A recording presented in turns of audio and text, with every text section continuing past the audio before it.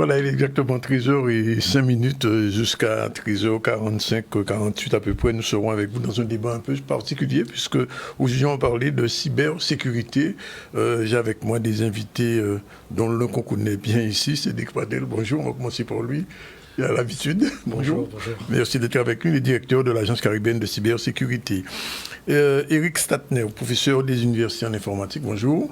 Vous avez le salut de l'université, une personne qui m'a dit qu'il faut le saluer. Ça y est, c'est fait. Et puis le major Dominique Boyer, expert en nouvelles technologies au sein de la section de recherche de Pointe-à-Pitre. Merci d'être avec nous. Et l'initiatrice de ce débat, c'est notre numéra Magwoman. Je vais parler de Magali. Marcin, c'est elle qui a tout connecté, qui a tout mis en place avec nous. Et je lui laisse la présentation du premier sujet. Alors bonjour à tous, bonjour chers téléspectateurs. Donc aujourd'hui effectivement un débat sur la cybersécurité, on en parle. Oui. Alors on aura deux axes aujourd'hui. Le premier axe, c'est nous chercherons à comprendre qu'est-ce que la cybersécurité et pourquoi elle est devenue si importante aujourd'hui. Et enfin nous partagerons les conseils et pratiques de façon à ce que nos téléspectateurs puissent sortir plus aguerris, professionnels comme personnel. Alors on va donner des exemples pratiques et concrets puisque le site web de la région rencontre actuellement des difficultés techniques, et ce n'est pas la première fois d'ailleurs, M. Pradel le sait, qui n'ont pas d'impact sur les services internes de la collectivité. Tant mieux, et les équipes de partenaires sont mobilisées pour une résolution rapide de l'incident et on le comprend. Une note d'information qui vient, celle-là, nous faisons face à une importante attaque de phishing. Phishing, c'est ce qu'on appelle phishing, oui, bien sûr, contre notre système de messagerie. C'est la direction des systèmes d'information qui nous le dit. Alors, le message de l'attaque. Votre boîte mail Zimbra est pleine et comme ex-éditeur admin info, Marie-Christine, etc., vous invite à cliquer sur un lien pour mettre à jour. Surtout, ne pas cliquer sur le lien. Donc, chaque fois, il y a toujours un phishing, c'est-à-dire on essaie de vous attraper comme ça, de vous hameçonner, c'est bien le terme, pour pouvoir entrer dans votre système. Alors, on va donner la parole d'abord aux représentants de l'agence. J'ai l'impression qu'il y a de plus en plus de hacking en ce moment. Bien oui. Oui, il y a de plus en plus de hacking, effectivement, tout simplement parce que ça rapporte beaucoup d'argent. Ah bon, ça rapporte finalement ? Oui. En fait, ça rapporte même des milliards. Récemment, les services de police et de gendarmerie, mais au niveau même mondial, il y a la gendarmerie, il y a un certain nombre de services même internationaux, il y a Europol, il y a le FBI, qui ont démantelé un grand réseau de hacking. Il n'y a pas plus tard que, je crois, c'est il y a 2 semaines, 2 ou 3 semaines. Mais ça représente des centaines de millions de dollars. D'accord. Magali, alors la première partie de ce débat. Alors justement, par rapport au hacking, qui est justement la controverse du débat d'aujourd'hui, c'est la cybersécurité. Donc qu'est-ce que la cybersécurité, M. Pradel ? La cybersécurité, de façon générale, c'est... En fait, on se rend compte que maintenant, nous avons notre vie physique, celle que l'on connaît de façon générale, mais il y a également une vie qui est dématérialisée. Et on se rend compte que dans ce monde-là, dans ce monde dématérialisé, on retrouve toute l'activité humaine. Que ce soit l'éducation, que ce soit notre identité, on a eu des échanges sur le sujet, on retrouve toute cette vie-là. Et en fait, c'est qu'il y a un certain nombre maintenant de personnes, d'acteurs, pas seulement que la cybercriminalité, il y a également des États, on l'a vu avec la guerre en Ukraine, qui vont tout simplement s'attaquer à ces données-là, qui deviennent tout simplement le nerf de la guerre. Mais également, ça peut être des ponts. On a vu également, c'est pas pour dramatiser, mais il y a également des aciéries où vous avez eu des chaudrons qui ont été attaqués parce que c'était informatisé. Et tous ces éléments-là constituent le cyberespace qui va être attaqué pour rapporter soit de l'argent, soit influencer, soit faire de l'espionnage. Il ne faut surtout pas oublier que la cybersécurité, ce ne sont pas que les prises en otage de vos données. Ça peut être vraiment beaucoup de choses. D'accord. Et quel est le cadre légal justement pour pouvoir protéger nos données en France surtout ? Alors c'est très intéressant parce que justement en 2024, il va y avoir une grosse évolution. Le cadre légal dont on parle le plus souvent, c'est le fameux RGPD qui a été voté en 2016 et qui est applicable depuis 2018. On a eu d'ailleurs une commune en Outre-mer qui a été sanctionnée l'année dernière. On a des communes également en Guadeloupe qui ont été averties et elles ont su très bien rebondir dessus pour pouvoir vraiment mettre en action un certain nombre de choses. Mais à partir d'octobre de cette année, il va y avoir une nouvelle loi. Donc c'est une directive européenne qui s'appelle la directive NIS 2, donc Network Information Security, et qui va tout simplement, en gros, ça va être le RGPD, mais pour la cybersécurité. Si vous n'en faites pas, eh bien vous risquez une amende financière importante, voire plus. Donc tout ça pour dire que le corpus réglementaire est en train vraiment de monter en puissance et de s'adapter tout simplement à tout ce qui est en train d'être fait. C'est vraiment le cas de le dire, c'est une adaptation parce qu'on court après les dernières façons de hacker ou de pirater ou de voler des données. Et M. Statner, professeur des universités, M. Statner, justement, l'État a mis en place un plan de façon à accroître le nombre d'emplois d'ici 2025. On aurait une création de 37 000 emplois environ dans le milieu de la cybersécurité. Comment est-ce qu'à l'Université des Antilles, et dans la pédagogie en général, dans l'éducation nationale, est-ce qu'on met en place en fait les formations pour pouvoir... Est-ce que déjà, il y a des formations en cybersécurité? Comment sont-elles prises en compte en fait dans l'éducation? Alors c'est vrai que vous l'avez rappelé, dans la stratégie de l'État, l'objectif est d'ouvrir 37 000 postes à l'horizon 2025. Alors ce qu'il faut savoir aussi, c'est que l'ANSSI estime qu'aujourd'hui, on a déjà 15 000 postes qui seraient à pourvoir au niveau de la cybersécurité. Qu'est-ce que l'ANSSI? Alors l'ANSSI, c'est l'Agence nationale de la sécurité des systèmes d'information. Très bien. Et donc aujourd'hui, c'est quelque chose qu'on ressent également au niveau local. C'est-à-dire que dans les formations qui sont aujourd'hui dispensées à l'université, et en particulier les formations en informatique, on collabore beaucoup avec des entreprises du territoire, soit à travers des stages ou des contrats d'apprentissage. Et on a des entreprises qui nous disent, eh bien, on a aujourd'hui besoin de personnes qui ont des compétences en matière de cybersécurité. Donc l'Université des Antilles s'est évidemment saisie pleinement de cette question. Et donc il y a eu une première étape qui a été franchie en 2022, puisque nous avons rajouté des modules de cybersécurité dans nos enseignements de master.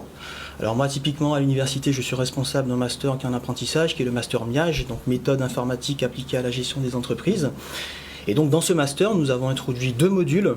Un module de cybersécurité pour les étudiants de première année de master et un second module de cybersécurité à l'endroit des étudiants de deuxième année de master. Et puis on travaille également de façon très étroite avec Cédric Pradel et l'Agence caribéenne de cybersécurité, puisqu'on associe systématiquement nos étudiants en informatique aux opérations de sensibilisation qui sont menées par l'agence. Alors évidemment, c'est une première étape. Il ne faut pas penser que simplement avec 2 modules de cybersécurité qui sont rajoutés dans un master, on va former avec ça des professionnels de la cybersécurité. Et donc quand même, l'objectif de l'université, et c'est une volonté très forte du président de l'université, le professeur Michel Geoffroy, l'objectif est de pouvoir former à l'horizon 2030 des étudiants qui seraient pleinement introduits donc dans des parcours de formation qui seront dédiés à la cybersécurité. Alors 2030, ça peut paraître peut-être un peu loin comme ça, mais il faut bien comprendre qu'à l'université... 6 ans seulement. Oui, alors, oui, mais n'oubliez pas qu'une formation de master, c'est sur 5 ans. C'est-à-dire que pour pouvoir produire nos premiers étudiants en 2030, eh bien, les formations, il faut les ouvrir en 2025. Donc c'est un objectif ambitieux. L'Université des Antilles se donne les moyens et on espère pouvoir être en capacité de produire ces premiers étudiants. Alors, il y aura un diplôme en cybersécurité. C'est l'objectif. Un master, c'est ça? Alors, écoutez, comme c'est un projet qui est en cours, je ne peux peut-être pas trop en parler, mais l'objectif serait sans doute la maquette n'est pas encore faite, d'accord. Voilà, c'est pas finalisé. Bon, alors, parce que certains vont se dire, mais pourquoi un gendarme, aujourd'hui, là, qui est venu arrêter qui? Alors, effectivement, c'est vrai qu'au niveau de la sécurité aujourd'hui, la police et la gendarmerie ont un rôle très actif et de plus en plus. Alors, expliquez-nous un peu comment vous travaillez. Donc moi je suis le major Boyer de la section recherche. Oui. Donc je suis enquêteur en nouvelles technologies. Oui. C'est-à-dire que je suis une formation dans les nouvelles technologies, mais dans la partie on va dire judiciaire des nouvelles technologies. Bien sûr. C'est-à-dire que j'interviens quand les entreprises ou les personnes physiques déposent plainte pour un piratage, comme vous l'avez abordé tout à l'heure, un phishing par exemple, ou un rançongiciel. Donc on intervient, nous, à ce niveau-là. Donc on apporte notre compétence aux unités de terrain qui prennent la plainte, et on est à même de faire des recherches sur les origines des infractions et de faire remonter au niveau central gendarmerie. Oui. Parce que alors on est hiérarchiquement parlant, on est positionné, on a un commandement cyber au niveau parisien. Après, au niveau de chaque, on a ce qu'on appelle le C3N qui est en région parisienne, où on a les experts plus, je dirais, de la cyber en gendarmerie. Et après, au niveau de chaque département, dont la Guadeloupe. On a les enquêteurs en nouvelles technologies, à gendarmerie. Après, j'ai des équivalents au niveau de la police. La police, il y en a aussi. Au niveau de la police. Après, en dessous de moi, il y a ce qu'on appelle des correspondants en nouvelles technologies, c'est-à-dire des personnels qui sont formés, qui sont à même de prendre les plaintes, d'analyser les téléphones portables éventuellement et de faire les premières investigations si une entreprise était victime notamment d'un rançongiciel. D'accord. Justement, je voulais qu'on dise à nos téléspectateurs qu'est-ce qu'un rançongiciel, puisque on a une petite vidéo, la vidéo 5 justement, qui vous montre la définition du ransomware, rançonnage, rançongiciel, effectivement, qui est un type de malware. Un malware, c'est un virus qui arrête tout et qui demande à l'utilisateur, bien entendu, de l'argent en échange de l'accès à nouveau à ces données ou qu'on lui remette ces données. Mais ça, j'ai un petit peu de doute, n'est-ce pas, Monsieur Pradel, qu'on remette les données. Mais dans tous les cas, c'est ça un rançongiciel lorsque vous avez ce genre de choses. Et il est important de se dire que ce n'est pas forcément de votre faute, si ça vous arrive, téléspectateurs, et que vous avez la possibilité de porter plainte, puisque je pense que le major va peut-être confirmer. J'ai l'impression en fait qu'on a, c'est que les personnes se disent bon, ben c'est comme on dit, ça arrivait moins vulgairement en créole, et donc qu'ils se disent ben je ne peux rien faire. Or, il y a des possibilités, il y a des assurances, il y a ce genre de choses vers quoi on peut se tourner aussi. Oui, il y a des assurances qui permettent de remettre en place éventuellement votre système d'exploitation. Mais en fait, comme vous dites, les gens ne viennent pas déposer plainte ou disent ben, ça m'est arrivé, mais tant pis, parce qu'il y a la majeure partie des personnes, notamment les grosses entreprises, c'est une question de quand dira-t-on. Oui. L'entreprise, pas de la publicité là-dessus, ça fait une mauvaise pub pour l'entreprise. Bon, le particulier, lui, quelque part, il s'en moque un peu, il se dit bon, je me suis fait avoir. Mais l'entreprise, elle, alors certaines fois, ne dépose pas plainte. Ou si elle dépose plainte, c'est le candidateur, mais sinon, comme vous disiez, il y a effectivement des assurances et il y a des organismes derrière qui sont à même de vous aider à rétablir votre système d'exploitation. D'accord, mais justement, parlons d'organismes. Oui. Monsieur Pradel, l'Agence caribéenne de la cybersécurité, elle a été créée en novembre 2022. Mais justement, elle intervient dans quel cadre aujourd'hui en Guadeloupe et dans la Caraïbe, puisque je vois Caraïbe caribéenne, donc on n'est pas cantonné à la Guadeloupe uniquement. Vous allez me confirmer ou pas? Non, c'est exactement ça. L'objectif, en fait, de l'Agence caribéenne pour la cybersécurité, il est même beaucoup plus large que ça. Puisque ce que l'on nous a demandé dans notre cahier des charges, En fait, il faut déjà savoir que c'est un projet qui date déjà de 2020. C'est-à-dire c'est pendant le Covid qu'on a commencé à travailler là-dessus, parce qu'on se rend compte qu'il y avait un manque. Et ce qui nous a été demandé, c'est de couvrir, de proposer en tout cas les services de Saint-Pierre-et-Miquelon jusqu'à la Guyane. Je parle uniquement des territoires français d'Amérique. D'accord. Depuis octobre dernier, le congrès qui a eu lieu à Saint-Barthélemy, il y a d'autres territoires de la Caraïbe qui sont intéressés par les services que l'on est en train de développer. Donc ça, c'est un point important. Maintenant, qu'est-ce que c'est ? C'est très simple. C'est en fait une agence qui a l'objectif de faire monter en maturité le territoire, de porter également nos réalités au niveau national, parce qu'il faut bien comprendre que lorsqu'il y avait un certain nombre de lois, de décisions qui étaient prises, j'aime pas parler de spécificité, mais nos réalités, ce ne sont pas des spécificités, mais c'est des réalités. Le simple fait, un exemple tout bête que tout le monde comprendra, lorsqu'on est à Paris-La Défense, personne ne va se poser la question, est-ce que j'ai de la fibre optique pour me connecter à Internet ? En revanche, en Guadeloupe, la question de la fibre et des câbles sous-marins, on n'a pas 50 câbles sous-marins. S'ils sont coupés, comme c'est arrivé en Guyane, il n'y a pas si longtemps, en Martinique ou à Saint-Barthélemy, ou à La Réunion l'année dernière, et ben, comme on dit, vous avez un grand moment de solitude. Et en dehors du moment de solitude, c'est du perte de chiffre d'affaires potentiellement pour des entreprises. Donc tout simplement, ce qui s'est posé, c'est qu'un certain nombre de... Ce qui nous a été demandé, simplement qu'on puisse se mettre ensemble pour réfléchir et pour prendre en compte ces problématiques-là. Quand on dit ensemble, c'est des territoires français de la Caraïbe. Donc dans un premier temps, ça a été ce qu'on a eu vraiment en moteur, c'est la région Guadeloupe. On a également la collectivité territoriale de Guyane, le collectivité d'outre-mer de Saint-Martin et la collectivité d'outre-mer de Saint-Barthélemy, d'ailleurs qui assure la présidence en ce moment. Et c'est elle qui assure effectivement la présidence. Mais au-delà de ça, il n'y a pas que des collectivités, il y a également des entreprises. Des grandes entreprises des télécoms, des grandes entreprises du numérique, et pas seulement. On a même des de la distribution du territoire qui sont également membres. Pourquoi ? Parce que nous avons également mission, et ça c'est important, de créer les pompiers, le centre de secours cyber. Le SAMU du cyber. Exactement. Donc le SAMU cyber qui ouvrira ses portes. Je touche du bois. Je touche du bois. Donc, du bois d'ébène, là. Voilà. Donc, non, pas besoin de toucher du bois, qui ouvrira en fait ses portes en avril prochain. Ça veut dire qu'à partir d'avril prochain, il y aura une plateforme, un numéro de téléphone où vous pourrez contacter lorsque vous êtes victime d'une attaque. Pourquoi c'est important ? Je vais rebondir également sur la question de pourquoi c'est important de déclarer son incident. Déjà, nous, on ne fera aucun commentaire sur aucune attaque qui a eu lieu. On n'en parlera pas, ce n'est pas notre mission. À savoir que le SAMU cyber n'a pas encore ouvert. Ouais. Pour 2024, j'ai déjà 3 incidents majeurs qui m'ont été remontés. J'ai 2 alertes majeures, ça veut dire si l'entreprise, si l'acteur, je vais dire public ou privé, pour bien noyer le poisson, ne réagissait pas, eh bien c'est son système d'information qui risquait de tomber. C'est ça notre mission. Mais il y a une question quand même que j'ai envie de vous poser, M. Pradel.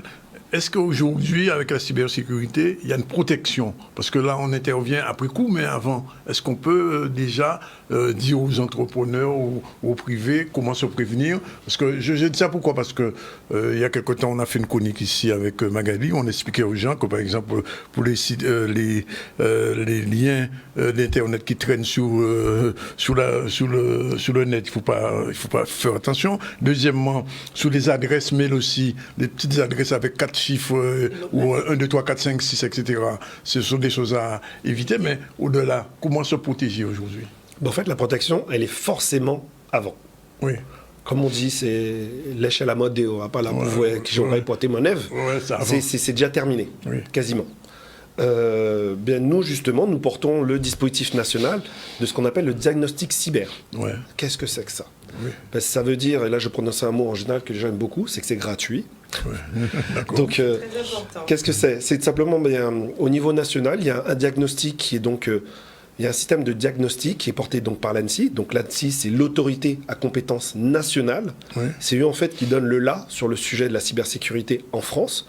Et donc il y a un dispositif qui a été créé pour permettre aux entreprises, acteurs privés et publics, de faire un diagnostic gratuit. Ça veut dire quoi ? Ça veut dire qu'en passant par là, vous savez où vous en êtes en matière de cybersécurité. Vous savez ce que vous avez à faire. Après, si vous faites pas, c'est votre problème. Pour moi, c'est une analyse, un point d'étape, entre guillemets, d'une photo de l'état actuel de votre réseau, des failles qu'il peut y avoir, et de dire, voilà, ce qu'il faudrait faire. C'est exactement ça, et au-delà de ça, et c'est important, parce qu'on m'a encore fait la remarque hier, j'ai échangé avec une personne, elle m'a dit, mais qu'est-ce que tu fais, Cédric ? Donc je lui dis, je travaille à l'agence caribéenne pour la cybersécurité. Il m'a dit, cybersécurité informatique. Tant que l'on fera l'amalgame à dire cybersécurité, c'est informatique, on aura tout faux. Ouais. Parce qu'il y a des entreprises qui ont des problèmes cyber, parce qu'ils n'ont pas géré le contrat de leurs salariés. Le salarié est parti avec toutes les informations. Ouais. Ils ont des problèmes. Plus souvent, d'ailleurs. Ils ont même des problèmes avec leurs prestataires. Et ça, j'ai le cas d'une association en Guadeloupe. On ne parle pas de Paris ou quoi que ce soit. En Guadeloupe, qui a des problèmes tout simplement parce que son prestataire informatique, le contrat était mal ficelé. Il s'est barré avec le truc. Ah ben non, mais il a fait quasiment presque, moi j'appelle ça de l'extorsion. Ben, si vous ne me payez pas ça, moi je pars et c'est terminé. Je bloque tout. Ouais. Voilà. Et justement, j'entends effectivement la mission de l'Agence caribéenne de cybersécurité. Ce qui serait important de savoir, c'est est-ce que vous arrivez à travailler ensemble, puisque selon moi, quand on parle d'avant, c'est la formation. Quand on parle de pendant, c'est la gendarmerie et aussi l'Agence nationale de la cybersécurité caribéenne. Pardon, j'ai fait un lapsus. Je me suis dit, j'avais une promotion. C'est un lapsus révélateur. Lorsqu'on parle effectivement de l'Agence caribéenne de cybersécurité, est-ce que vous travaillez en commun ? C'est la question que je me pose. Est-ce que effectivement vous êtes en lien ? J'ai entendu tout à l'heure M. Statner dire effectivement qu'il est en lien, mais s'il pouvait développer... Oui, ce sont des projets qu'on a déjà, c'est-à-dire que l'agence s'est créée en 2022, donc en 2022 on a eu des collaborations donc avec l'agence caribéenne. En particulier, nous, ce qu'on fait dans nos formations, parce qu'il faut bien comprendre que la cybersécurité, c'est l'affaire de tous. Alors Cédric disait très justement que c'est pas que l'affaire des informaticiens. Vous savez que la plupart des attaques, en réalité, ne sont pas nécessairement des attaques qui vont cibler des failles techniques ou alors des failles logicielles ou des failles matérielles. La plupart des attaques sont des attaques qui sont dites d'ingénierie sociale, c'est-à-dire qu'on va exploiter un petit peu la psychologie des gens pour pouvoir trouver des failles. Il y a eu une attaque célèbre, par exemple, qui s'était passée en 2015. Ils avaient simplement laissé des clés USB sur un parking. Et la psychologie fait qu'on trouve une clé USB. Son premier réflexe, c'est de la brancher. Il y avait un virus dessus. Et donc, c'est vrai que c'est l'affaire de tous. Donc nous, effectivement, je fais ce travail de sensibilisation à l'endroit de nos étudiants. Et puis, on a également des projets, donc des projets de plus grande ampleur, qui intègrent à la fois la formation avant, donc la formation pré-bac, donc la sensibilisation au niveau des lycées, et qui continue justement jusqu'au niveau master. Alors c'est un peu délicat pour moi d'en parler parce que ce sont des projets qui sont en cours, ce sont des projets... Voilà, mais ce sont des projets pour lesquels on demande des financements, donc je ne veux pas trop dévoiler ce qui est fait. Mais ce qui est sûr en tout cas, c'est que ce lien étroit, il est mené avec l'agence. On travaille également avec la gendarmerie, avec des entreprises du territoire, avec cet objectif d'ouvrir quand même dans un horizon de temps assez court des formations qui soient cette fois dédiées à la cybersécurité et qui n'intègrent pas, comme disait Cédric, que la dimension informatique, parce que vous comprenez que ça va évidemment bien au-delà. Mathieu Boyer, j'ai envie de vous poser la question pour les gens qui nous regardent, puisque vous disiez tout à l'heure qu'il n'y avait pas suffisamment de plaintes. Qu'est-ce que vous avez envie de dire, entre guillemets, aux Guadeloupéens qui vous regardent là aujourd'hui, par rapport à peut-être son portable qui a été piraté ou l'ordinateur de son fils, etc. J'ai bien envie de lui dire de venir déposer plainte. Pour éventuellement qu'on arrive à retrouver la personne qui a fait ça, sachant que les 3/4 du temps, on se retrouve, si on parle de phishing, on va se retrouver dans un pays africain. Oui, oui. Quand on parle de rançon logiciel, on se retrouve dans un pays plus côté Europe de l'Est. Oui, tout à fait. Donc, mais il faut pas hésiter à déposer plainte. Mais même avant de déposer plainte, une mesure toute bête que doivent prendre les gens ou les entreprises, mettez à jour vos ordinateurs, mettez à jour vos téléphones portables. N'agissez pas sous le coup d'une impulsion. Si vous recevez un appel, si vous recevez un appel d'une personne qui vous demande de faire un virement, je parle pour une entreprise, les faux virements internationaux, ce qu'on appelle l'escroquerie au président. Ouais. Si vous recevez un appel... Le fameux colis qu'on vous dit de venir récupérer. Voilà, le colis qu'on vous dit de venir récupérer, le virement qu'on vous dit de faire de façon urgente, oui. à ne pas faire. Et il faut que les personnes, avant d'agir, c'est pas évident, les personnes réfléchissent, prennent 10 secondes, 30 secondes en disant « mais ça c'est pas logique, il ne faut pas que je le fasse ». Ou alors mettez à jour tous vos systèmes, tous les logiciels. Il vaut peut-être mieux des fois payer 200 ou 300 euros de mise à jour, oui. que de se retrouver bloqué avec son système informatique. Tout à fait. On va prendre la première pause et on se retrouve tout à l'heure pour la suite et la fin de... On dit bien que c'est le premier épisode. Oui, parce que je pense qu'il y en aura d'autres. Il y en aura d'autres. Mais non, on ne pourra pas tout voir aujourd'hui, c'est évident. À tout de suite. Il est 13h34, la cybersécurité, on vous en parle et ça vous parle. Et nous sommes avec des spécialistes, Magali, la spécialiste du ZCL, Monsieur Pradel, spécialiste de la cybersécurité caribéenne. Hein? Oui. Oui.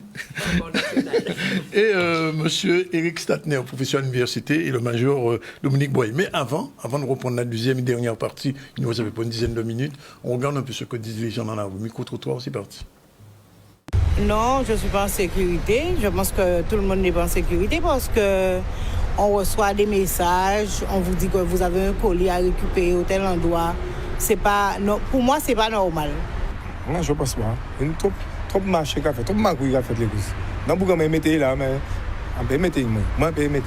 Quand on peut payer ça avec portable, je ne vais pas le faire. Je suis désolée, mais je ne vais pas sur Internet, en fait. Je ne peux pas vous dire. Je n'ai pas d'avis. Pour l'instant, oui. Pour l'instant, je dis que c'est bien protégé. C'est bien protégé, pas encore eu de problème. Ouais. On n'est jamais sûr. Donc, quelque part, il faut faire très attention. Mais franchement, moi, non. Je le reconnais. Non, parce que je m'en sers de moins en moins. Alors, comme ça, je mets ça de côté. C'est comme le téléphone, la même chose. Je gardais que le téléphone, pas de portable autrement. Tout dépend. Il y a tellement de piratage maintenant, donc... Oui, relativement, parce que je suis protégé par un bon antivirus qui est mis à jour régulièrement. Donc pour l'instant, je n'ai pas eu de problème.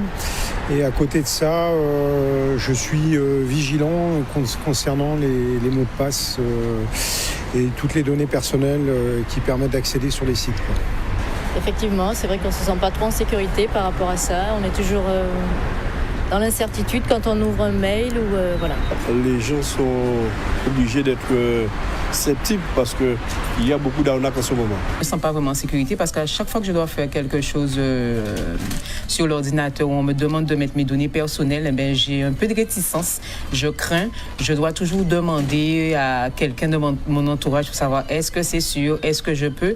Mais en fait, non, parce que justement, j'ai peur du piratage et que qu'on puisse me voler mes données, ma vie personnelle et en faire je ne sais quoi. Donc non, je ne me sens pas rassurée quand je mets mes données sur mon ordinateur. Pourquoi le monde ne peut pas rester simple? Pourquoi le monde ne peut pas rester plus simple, messieurs? Voilà, je vous demande vous tous là, vos réactions sur ce que dit le public. Bien sûr, c'est pas un sondage, mais enfin, ça donne quand même une idée. Alors, j'aime beaucoup le monsieur qui dit pourquoi le monde n'est pas resté simple. Voilà. Malheureusement, heureusement qu'il y avait quand même effectivement le téléphone et Internet pendant le Covid, puisque si le monde était resté simple, les gens n'auraient pas pu rester en contact, justement. Effectivement, nous passons à la deuxième partie, à savoir les conseils et les pratiques concernant la cybersécurité. Aujourd'hui, monsieur Pradel, d'une façon simple, je tiens à insister là-dessus, sans employer de grands mots, etc. Qu'est-ce que vous conseillerez à nos téléspectateurs, chefs d'entreprise comme particuliers aujourd'hui pour se protéger au maximum? On a entendu au micro-trottoir antivirus, je pense que ce n'est pas suffisant, mais vous allez confirmer. Qu'est-ce que vous conseillez aujourd'hui? C'est relatif. Enfin non, pour être simple et direct, pour aller à l'essentiel, il y a deux types. Entreprise, particulier. Particulier, faut rester alerte à ce qui se passe. Il faut savoir qu'il y a des gros piratages, tout le monde en a entendu parler maintenant. Les numéros de sécu, 33 millions, il faut savoir qu'il va y avoir de plus en plus d'attaques. Pour les entreprises, donc par rapport aux particuliers, nous on va faire des sensibilisations. En Guadeloupe, dans tous les territoires en fait, qui nous concernent, donc en Guadeloupe en tout cas, on va passer avec le cyberbus dans les communes pour pouvoir sensibiliser au sujet. On a fait développer même un jeu, donc quelque chose de très ludique. Et pour les entreprises, eh bien, moi je leur dirais simplement de nous contacter pour pouvoir bénéficier du diagnostic gratuit cyber. Ça leur permettra de savoir où ils en sont. Alors, ils vous contactent comment et où? Par mail, déjà, tout simplement. Contact @acccyb.org. Ok, c'est noté. Facile. Contact @acccyb.org. Ok, c'est noté. Ok. Ok, très bien. Écoutez, j'espère en tout cas que c'est gratuit. Je pense que tu l'as dit assez souvent que le diagnostic, chers téléspectateurs, chers chefs d'entreprise, est gratuit. Et surtout de ne pas vous dire, je suis je suis en Guadeloupe et je ne suis pas une grosse société puisque notre système est composé majoritairement de TPE et de PME. Parce que je ne suis pas une grosse société, je ne vais pas me faire cyberattaquer. C'est totalement faux. Vaut mieux prévenir que guérir. Monsieur Pradel l'a dit tout à l'heure. Monsieur Statner, alors, comment on adapte, comment on peut encourager la recherche et le développement justement en matière de cybersécurité? Écoutez, ça va être un vrai défi, je pense, dans les années à venir. Comme je vous le disais, je pense qu'il faut avoir sur cette question-là une approche sans doute globale. Commencer par développer nos formations, puisque pour l'instant, il y a déjà des premières actions qui sont réalisées. Vous comprenez bien que ce n'est pas suffisant, donc il faut aller plus loin dans les formations. Travailler aussi l'attractivité de ces formations. Excusez-moi, je vous pose juste une petite question. Alors, vous faites une formation à l'université. Mais vous savez que les gamins dès le collège, ils ont un portable. Oui. Alors, qu'est-ce qu'on peut faire pour eux? C'est pour ça qu'il faut travailler justement la sensibilisation très tôt, la sensibilisation dès le collège, au niveau des lycées, et travailler justement aussi l'attractivité de ces formations. Parce qu'aujourd'hui, ça reste encore des formations qui sont majoritairement dominées par un public masculin. Donc, il faut travailler sur ça. Donc développer les formations, travailler l'attractivité, sans doute aller beaucoup plus loin aussi dans le soutien à la recherche. Et sur ces questions-là, pour l'instant, effectivement, il faut des programmes de recherche. Il va falloir sans doute aussi renforcer les équipes de chercheurs sur ces notions de cybersécurité. Et puis, j'imagine également les collaborations avec les professionnels du territoire. C'est-à-dire que qui dit recherche dit aussi collaboration avec des entreprises du territoire. Et c'est à travers justement ces collaborations qu'on va pouvoir mettre en application des travaux de recherche et puis des travaux qui permettent au territoire collectivement d'aller de l'avant sur la notion de cybersécurité. Vivement donc ce master de cybersécurité en 2025. Hein. Non, je parle de 2025. On ne parle pas de 2030. On parle de 2025, il faut aller plus vite. Major Boyer. Major Boyer qui est tout seul. Je pense qu'on va renforcer vos équipes de toute façon, avec les formations en plus qui vont arriver. Aujourd'hui, quels sont les nouveaux défis? Qu'est-ce que vous voyez aujourd'hui? C'est non seulement effectivement la sensibilisation, comme nos invités ont parlé tout à l'heure, mais après cette sensibilisation, excusez-moi, qu'est-ce que vous... Effectivement, la sensibilisation, il la faut, à mon sens, il la faut à tout niveau. Il faut partir de l'école primaire, je dirais l'école primaire, le collège, lycée, et les seniors, parce qu'on a de plus en plus de seniors qui sont équipés de téléphones portables et d'informatique, et les entreprises. À mon avis, il faut sensibiliser toutes ces personnes, mais après, la majeure partie du temps, c'est du bon sens, et il faut se dire aussi que si nous, on a des idées, nos cybercriminels derrière en ont à ne plus savoir quoi en faire. C'est des sociétés généralement qui sont montées derrière, qui ne font que chercher comment nous pirater, comment récupérer nos données, comment récupérer de l'argent. Donc il faut dire aux gens, faites attention, formez-vous, sensibilisez-vous. Parce que on a actuellement, la majeure partie des gens ont été victimes, ont reçu des mails de phishing. Maintenant, on a le petit QR code maintenant qui est arrivé. Il est sympa aussi, le kishing. Exactement. On met un faux QR code sur un QR code qui existe vous créez un QR code qui est un vrai QR code avec une fausse adresse et qui permet aux pirates de récupérer vos données. Et le QR code, il est collé sur ce que vous voulez, sur une brique de lait. Dans un bureau de tabac, déjà dans un bureau de tabac où le responsable pense que c'est son QR code. C'est son QR code et c'est là, et en fait, c'est quelqu'un qui est passé, qui a collé rapidement un QR code sur son QR code. Et ça donne effectivement... On va pas s'attarder là-dessus, mais je voulais quand même revenir avec M. Statner sur ce qu'il a dit tout à l'heure par rapport à l'intelligence artificielle. Ça veut dire qu'on rentre dans une autre dimension. On rentre dans une autre dimension parce que ça va devenir aujourd'hui une vraie problématique. C'est-à-dire qu'avec l'intelligence artificielle, les attaques vont devenir beaucoup plus précises et beaucoup plus fines. On sera capable d'analyser énormément de données sur l'utilisateur et de les exploiter justement au moment de ces attaques. Et c'est ça qui devient troublant. C'est-à-dire qu'à un moment donné, on a un utilisateur qui reçoit un mail avec des informations qui semblent tellement véridiques, parce qu'on le connaît finement, que finalement, on va se retrouver aujourd'hui avec des attaques qui vont être de plus en plus précises. Donc ça devient une vraie problématique. Très bien.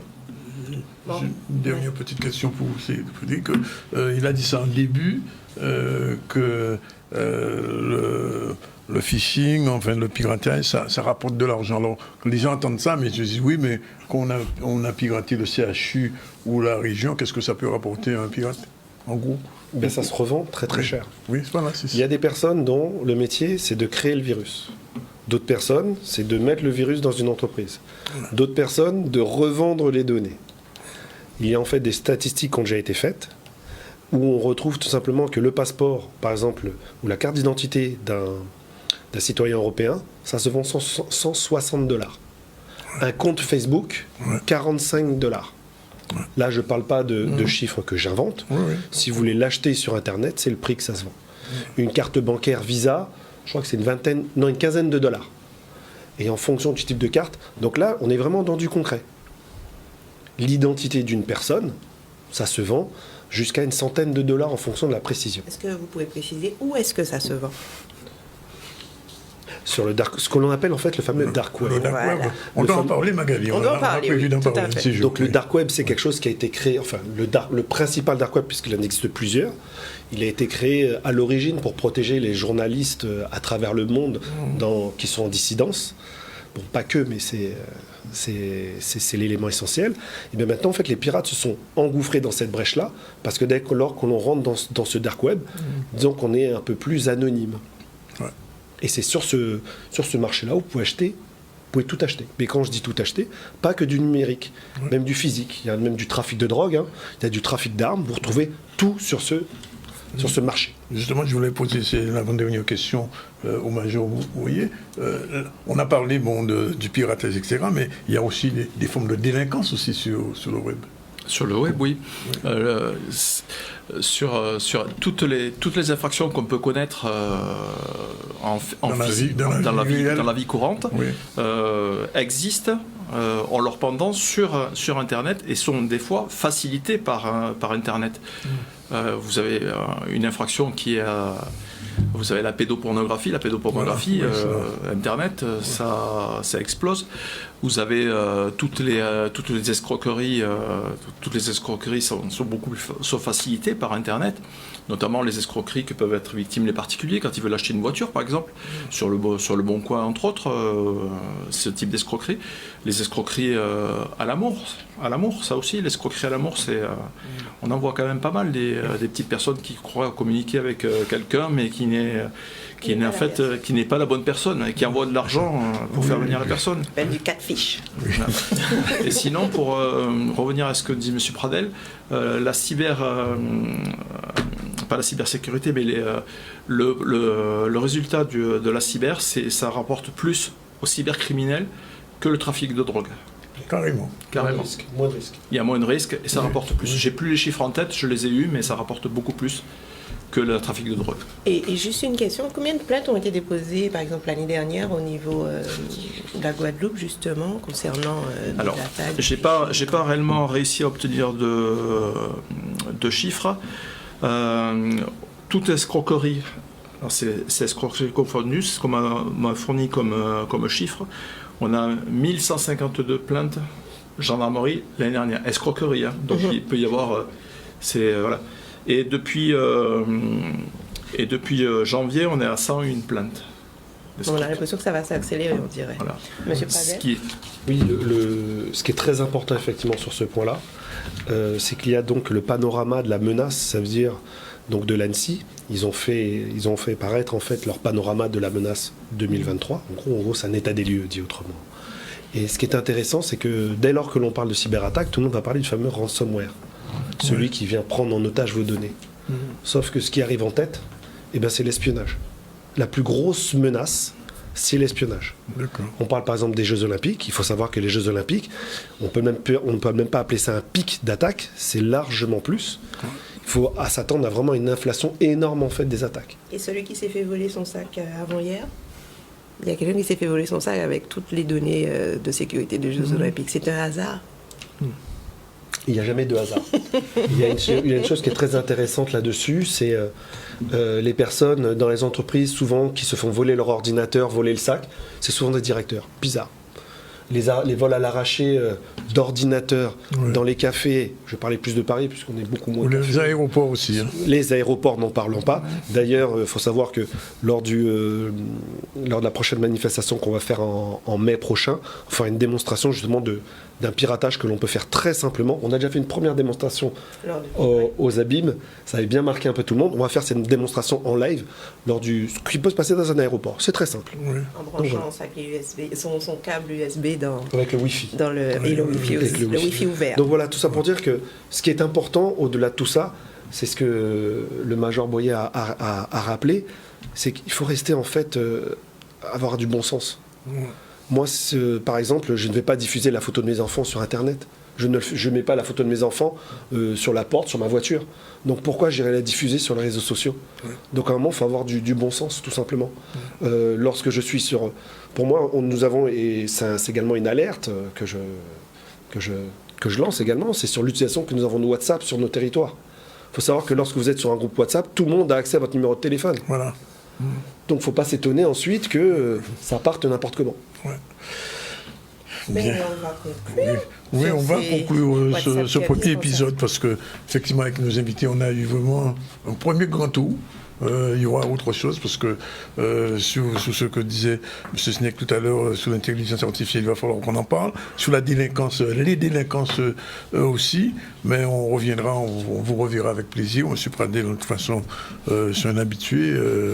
En attendant qu'il soit au niveau national. Ah non, mais je suis tout à fait d'accord parce qu'il reste au niveau justement local. Hein. Oui. Au contraire, parce que plus on est loin, moins on est justement fait des réalités. La Martinique n'est pas dans le périmètre. Parce qu'il y a parlé de Saint-Martin, c'est en cours. Ah, c'est en cours ? Oui, c'est en cours. Bon. D'accord. Chez les agendas, c'est tout simplement les agendas politiques. Mais il y a un Pradel en Martinique, l'équivalent ? Non, les Pradelles, c'est Pointe-Noire. Donc, oui, je sais, ça je sais. Donc il n'y a pas de problème. Même si on m'a dit qu'apparemment il y a également des Pradelles en Haïti, un peu partout, mais le fief, ça reste Pointe-Noire. C'est Pointe-Noire, toujours. Dernier mot à Magali. Je retiendrai une seule phrase, et pour moi qui serait, c'est la phrase du professeur Statner, c'est la cybersécurité, c'est l'affaire de tous. Oui. Aujourd'hui, c'est ce dont il faut se rendre compte, ça ne concerne pas uniquement les entreprises, uniquement l'informaticien ou le directeur des services informatiques de l'entreprise ou juste le directeur des systèmes d'information. Non, ça concerne tout le monde, tous les salariés, mais aussi de façon professionnelle comme particulier. Et aujourd'hui, moi, ce que j'aurais aimé, c'est envoyer vers le site soyons curieux, chers téléspectateurs, on l'a dit à plusieurs reprises, restons alertes et restons au fait. Et c'est de renvoyer avec l'image 7 du site de l'ANSSI. Et l'adresse est assez simple, https, vous n'êtes pas obligé de taper l'https, vous tapez cyber.gouv.fr et là vous aurez effectivement, je crois qu'il y a même un petit guide qu'on peut télécharger sur les différentes pratiques, les bonnes pratiques en étant sur internet. Donc chers téléspectateurs, je vous renvoie à cela. Merci en tout cas au Major Boyer, à monsieur professeur Statner et au président de l'agence caribéenne, directeur. Chaque fois je lui donne une promotion, au directeur de l'agence caribéenne de la cybersécurité, monsieur Pradel. C'était un débat très informatif surtout et j'espère en tout cas nécessaire. Effectivement, j'espère que les téléspectateurs sortiront plus aguerris. Merci Magali, merci à vous tous, au Major, merci au professeur, merci notre super agent, guadeloupéen, caribéen, pointe-noirien.